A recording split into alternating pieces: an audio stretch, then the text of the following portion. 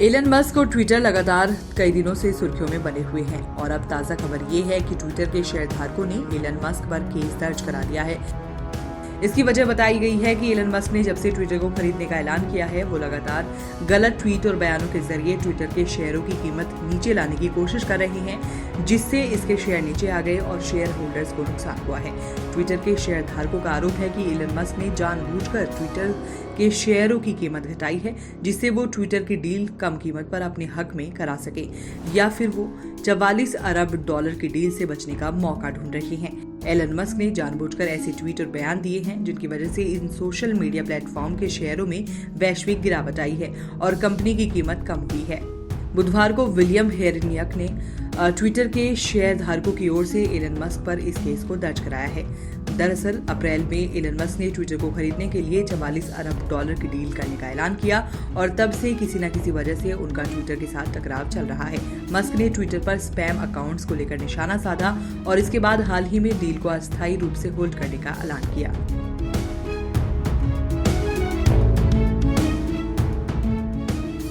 फिलहाल ट्विटर के सीईओ भारतीय मूल के पराग अग्रवाल और एलन मस्क के बीच लगातार टकराव बढ़ा है और मस्क लगातार ट्विटर डील के बारे में नेगेटिव ट्वीट्स कर रहे हैं। वहीं एक दिन पहले जैक डोर्सी ने ट्विटर के निदेशक मंडल का पद छोड़ दिया है, क्योंकि टेस्ला के सीईओ एलन मस्क फेक और स्पैम ट्विटर अकाउंट्स की संख्या जाहिर करने को लेकर माइक्रो ब्लॉगिंग प्लेटफॉर्म ट्विटर से लड़ रहे हैं। डोर्सी ने पिछले साल नवंबर में ट्विटर के सीईओ का पद छोड़ दिया था और भारतीय मूल के पराग अग्रवाल को कमान सौंपी गई थी, जो उस समय कंपनी के सीईओ थे।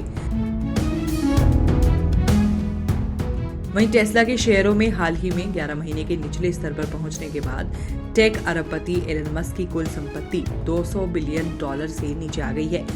टेस्ला राति के अनुसार मस्क ने अब तक अपनी कुल संपत्ति का लगभग 77.6 बिलियन डॉलर खो दिया है।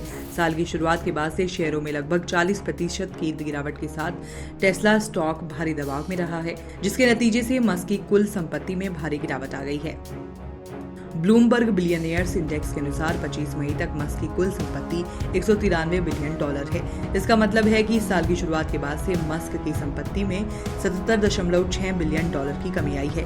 हालांकि मस्क अभी भी नेटवर्थ के हिसाब से दुनिया के सबसे अमीर व्यक्ति हैं। उनके निकटतम प्रतिद्वंदी अमेजन के संस्थापक जेफ बेजोस वर्तमान में $128 बिलियन की संपत्ति के साथ सूचीबद्ध है।